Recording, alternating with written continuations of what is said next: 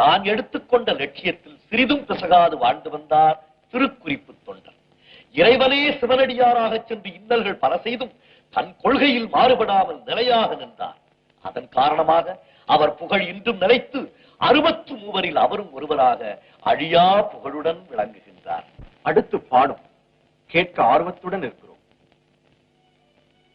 பாவாடை சூட்டி இறைவனை பாடிய தொண்டர்களில் திருநாவுக்கரசரோ ஆண்டவனுக்கு தொண்டனாக பணிபுரிந்தார். திரு ஞான சம்பந்தரோ ஈசனுக்கு குழந்தை போல் காட்சி தந்தார். திருநாவலூரில் பிறந்த சுந்தரரோ நடராஜ பெருமானுக்கு நண்பனாக விளங்கினார். ஆண்டவா, மொழிக்கு மொழி தித்திப்பாக அம்மூவர் பாடிய தமிழ் கேட்ட உன் திருச்செவிக்கு இந்த மூடன் புலம்புவது முற்றுமோ பற்றுமோ அறிகிறேனப்பா. ஆலகால விஷத்தையே ஆண்டவன் அன்போடு பருகிவிட்டான் என்றால் சேக்கிழாரின் தெள்ளுதமிழ் தொல்லை அள்ளி அள்ளி பருக தவறவே மாட்டான். எங்கள் தில்லைநாயகத்தின் மேல் ஆணை, மேலே சொல்லுங்கள். இனி சுந்தரரின் சரிதைத்து சொல்லுகிறேன், நல்லாசி கூறுங்கள்.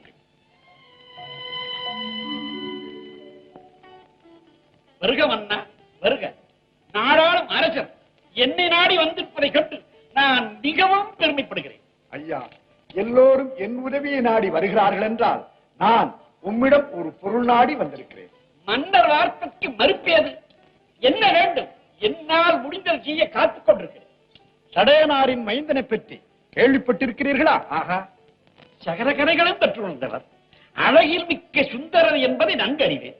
சுந்தரனை அவன் பெற்றோர்கள் அனுமதி பெற்று நான் தான் வளர்த்து வருகிறேன். அடியேன் அதையும் அறியேன். சிவாச்சாரியாரே, நான் வந்த விவரத்தை உம்மிடம் கூறிவிடுகிறேன். எனது வளர்ப்பு மகன் சுந்தரனுக்கு உமது மகள் சுகுணவரியை பெண் கேட்கவே உமது இல்லம் தேடி வந்தேன். மகிழ்ச்சிக்குரிய செய்தி. தங்கள் வளர்ப்பு மைந்தர் சுந்தரனுக்கு என் மகள் வாழ்க்கைப்பட நான் பெரும் புண்ணியம் செய்திருக்கிறேன். உமது மகளும் சிறந்த புத்திசாலி என்றுதான் கேள்விப்பட்டேன். அதனால் தான் சுந்தரனுக்கு உமது மகளையே மணமுடிக்க தீர்மானித்தேன். ஆஹா, மறுவார்த்தையின்றி உங்கள் மைந்தருக்கு என் மகளை கொடுக்க மனப்பூர்வமாக சம்மதிக்கிறேன்.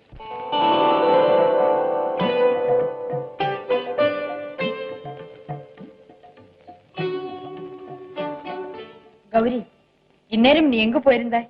உனக்கு விவரமே தெரியாதா? சுகுணவதி, ஒரு பெரும் மகிழ்ச்சிக்குரிய செய்தியோடு வந்திருக்கிறேன். அதற்காக நீ எனக்கு என்ன பரிசு கொடுப்பாய்? விஷயத்தை சொல்லு, பிறகு உனக்கு வேண்டிய பரிசுகள் தருகிறேன். உனக்கு உன் தாய் தந்தையர் திருமணம் நிச்சயித்து விட்டார்கள். போடி, எப்போதும் உனக்கு இதே விளையாட்டுத்தான். விளையாட்டல்ல, உண்மையாகவே சொல்லுகிறேன். சுகுணவதி, என் பேச்சை நம்பு. இப்பொழுதுதான் உன் திருமண பேச்சு நடந்து முடிந்தது. உடன் அந்த நற்செய்தி சொல்ல ஓடோடி வந்தேன். உறுதியாக? நிச்சயமாக. இறைவா, பிறந்த வீட்டிற்கு நற்பெயர் வாங்கி தரும் அளவிற்கு எனக்கு நல்லறிவை கொடுத்து காப்பது உனது கடமை. சுகுணவதி, உன் போக்கே எனக்கு விசித்திரமாக இருக்கிறது. என்ன கௌரி? மணமகன் யார், எங்கு இருக்கிறார், எப்படி இருக்கிறார் என்று ஒரு கேள்வியும் கேட்காமல் அதற்குள் பிறந்த வீட்டிற்கு பெருமை தேடித்தர வேண்டும் என்று பிரார்த்தனை செய்ய ஆரம்பித்து விட்டாயே. பெற்று வளர்த்து பெரும் பொறுப்போடு பாதுகாத்து வரும் தாய் தந்தையர் பெண்ணுக்கு கண்ணறிந்த கணவனை தேர்ந்தெடுக்காமலா போய்விடுவார்கள்? இருந்தாலும் மாப்பிள்ளை யார் என்று ஒரு வரி கூட கேட்காமலா போய்விடுவார்கள்? எதற்காக கேட்பது? ஈன்றெடுத்தவர்களுக்கு எல்லாம் தெரியும். இடையே ஒரு வார்த்தை கூட நாம் கேட்பது பெரும் தவறு. சுகுணவதி, பெற்றவர்களுக்கு நீ கொடுக்கும் மதிப்பை பார்த்து பெண்கள் உலகமே உன்னை பாராட்ட தவறாது. கௌரி, பெண்ணாக பிறந்தவள் பாராட்டில் மதிமயங்கி விடக்கூடாது. அது பெரும் ஆபத்து. சரி, நீ கேட்காவிட்டாலும் நான் சொல்லிவிடுகிறேன். மணமகன் பெயர் நம்பியாரூரர். ஆனால் எல்லோரும் செல்லமாக அழைக்கும் பெயர் சுந்தரர். அழகிலும் சுந்தரரேதான். ஓடி.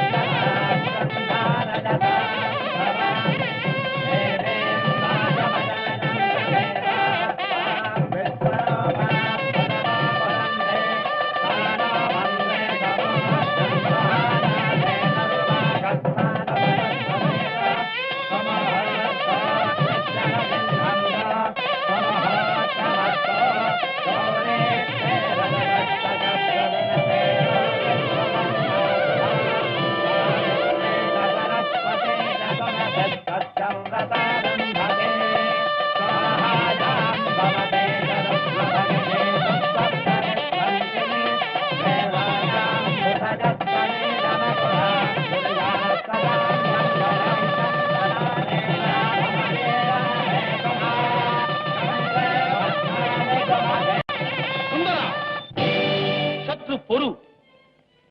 அவசரப்பட்டு மங்கள கயிற்றை அந்த மங்கையின் கழுத்தில் கட்டிவிடாது. கடன் பட்டிருக்கும் நீ அதற்கு சரியான முடிவை கூறிவிட்டு பின் கல்யாண சடங்கில் ஈடுபடும். யார் இவன்? பித்தன். சித்தம் தடுமாறிய ஒரு வயோதிகனை திருமணச் சடங்கு நடக்கும் மண்டபத்துக்குள்ளே அனுப்பிவிட்டு வேடிக்கை பார்க்கிறீர்கள். அனுப்புங்கள் வெளியே. பித்தம் எனக்கல்ல சுந்தரா, நீதான் சித்தம் தடுமாறி புலம்புகிறாய். என்னை வெளியே அனுப்ப இங்கே கூடியிருப்பவர்களுக்கும் அதிகாரம் இல்லை, உனக்கும் அந்த உரிமை இல்லை. ஏன் இல்லை? பாவம், வயதில் முதிர்ந்த பெரியவராயிருக்கிறீரேன் என்று நாவலூர் புத்தூர் மக்கள் வாயடைத்து நிற்கின்றனர். செய்யுங்கள் என்று நான் ஒரு வார்த்தை சொன்னால் போதும், முடிவாக உண்மை பிடியாக பிடித்து வெளியே கொண்டு போய் விட்டு விடுவார்கள். அது ஒரு காலம் முடியாது. ஏன் முடியாது? உனக்கும் எனக்கும் வழக்கொண்டிருக்கிறது அப்பனே. வழக்கா? என்ன வழக்கது? சுந்தரா, நீ எனக்கு அடிமை. இது என்ன கொடுமை? நான் சொல்வதனைத்தும் உண்மை. ஐயா, பெரியவரே, திருமண மண்டபத்தில் தலைகுனிந்து நிற்க வேண்டிய நான் நிமிர்ந்து பேசுவதை தவறாக கருத வேண்டாம். வயதில் முதிர்ந்த தாங்கள் மணமக்களாக போகும் எங்களை வாழ்த்துவதை விடுத்து வாழ்க்கைக்கு தடையாக நிற்கலாமா? இது நியாயமா? பெண்ணே, இந்த சுந்தரனே எனக்கு அடிமை. இவனுக்கு உன்னை அடிமையாக்கும் உரிமை ஏது? அதனால் தான் அவன் அந்த தவறை செய்வதற்கு முன் தருணத்தில் வந்து தடுத்து விஷயத்தை எடுத்து சொன்னோம். எங்கிருந்தோ வந்து திடீரென்று நுழைந்து நேரத்தை கெடுத்து திருமணத்தை தடுத்து குழப்பத்தை விளைவித்து விட்டது பண்டை காலத்து பைத்தியங்களில் ஒன்றென மதிக்கப்பட வேண்டிய இந்த பாழும் கிழம். சுவாமி, ஆத்திரப்படாமல் பெரியவர் கூறுவதற்கு சரியான விளக்கம் கேளுங்கள். ஐயா, அடிமை அடிமை என்று ஆர்ப்பாட்டம் செய்கிறீரே, நான் உமக்கு எப்படி அடிமை? அதற்கு என்ன ஆதாரம் இருக்கிறது? நீ எனக்கு அடிமை என்பதை எவர் காட்டாலும் ஒப்புக்கொள்ளும் அளவிற்கு தக்க ஆதாரத்துடன் வந்துதான் உன் திருமணத்தை தடுத்து. என்ன ஆதாரம்? மறைக்காமல் எல்லோர் முன்னிலையில் விவரமாக சொல்லு. உன் பாட்டன் ஆரூரன் இருந்தானே, உன் தந்தையை பெற்ற தந்தை, அவன் தன்னுடைய பரம்பரை அனைத்தும் எனக்கே அடிமை என்று ஒரு ஓலையில் சாசனம் செய்து கொடுத்திருக்கிறான். பாட்டனாம், பரம்பரையாம், அடிமையாம், ஓலையில் சாசனமாம். அல்லாத கிழவனுக்கு பொல்லாத வேலை வந்து விட்டது. வாலிப முறுக்கில் வாய்ச்சி வந்தபடி உளரானே. சுவாமி, வீண் பேச்சு வேண்டாம். தங்கள் பாட்டனார் ஓலையில் எழுதி கொடுத்த அடிமை சீட்டு அவரிடம் இருக்கிறதா என்று கேட்டு பாருங்களே. இல்லாமல் பிறக்காது, அல்லாமல் குறையாது பெண்ணே. இதோ சுந்தரனின் பாட்டன் எழுதி கொடுத்த அடிமை ஓலை. இப்படித்தான் பார்த்து விட்டு தருகிறேன். மாட்டேன். நீ வந்தொண்டன், வம்புக்காரன். உன்னை நம்பி கொடுக்கவே மாட்டேன். கொடும். முடியாது. கொடும். சுந்தரா, சுந்தரா, என்ன இது? ஒரு அவசரம். ஐயோ, போய்விட்டது, போய்விட்டது. என் ஆதாரம் எல்லாம் போய்விட்டது. அடிமை ஓலையும் அக்னிக்கிரியாகி விட்டது. ஆண்டவா, பரமேஸ்வரா, சர்வேஸ்வரா, இந்த அக்கிரமத்தை நீயே பார். நீ பார்க்க மாட்டாய். நாவலூர் மக்களே, புத்தூர் வாசிகளே, பேச்சோடு பேச்சு நடந்து கொண்டிருக்கும் பொழுது ஓலையை கிழிப்பது தர்மமா? உங்கள் சுந்தரம் நடந்து கொண்டது நியாயமா? இங்கு உமக்கு நியாயம் சொல்ல யாரும் வரமாட்டார்கள். வாயை மூடிக்கொண்டு வந்த வழியே திரும்பி செல்லும். மாட்டேன். வாணியும் வழக்கு மன்றத்திற்கு செல்வோம், நடந்ததை சொல்வோம், அவர்கள் நியாயம் வழங்கட்டும். சுவாமி, நாள் குறித்து வேலை குறித்து மங்கள கயிற்றை என் கழுத்தில் சூட்டும் நேரத்திலே வழக்கு மன்றம் செல்கிறீர்களே, என் வாழ்க்கை என்ன ஆவது? சுகுணவதி, கவலைப்படாதே. வழக்கு மன்றத்திலே வெற்றிவாக சூடிய பிறகு உன்னை என் வாழ்க்கை துணைவியாக ஏற்றுக்கொள்கிறேன். ஐயா, உமது கருத்துப்படி இவ்வூர் வழக்கு மன்றத்தை கூட்ட ஏற்பாடு செய்யும்.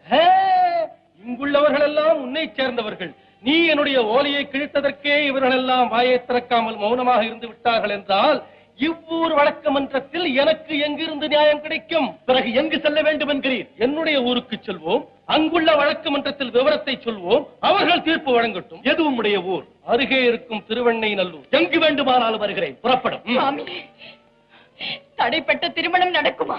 அப்படி நடக்க தவறினால் அந்த பெண்ணின் வாழ்வு நிலைக்குமா? இதற்கு ஒரு முடிவு சொல்லிவிட்டு புறப்படுங்கள். சுகுணவதி, திருவெண்ணைநல்லூர் வழக்கு மன்றத்திலே வெற்றி பெற்று அந்த நீதிபதிகள் முன்னிலையிலே உனக்கு நான் மாலை சூட்டுகிறேன். நீயும் புறப்படு. புறப்படு, புறப்படு. வாருங்கள். நான் வெல்லுகிறேனா, இவன் வெற்றி பெறுகிறானா என்பதை பாருங்கள் அனைவரும். வந்து தொலையும் ஐயா.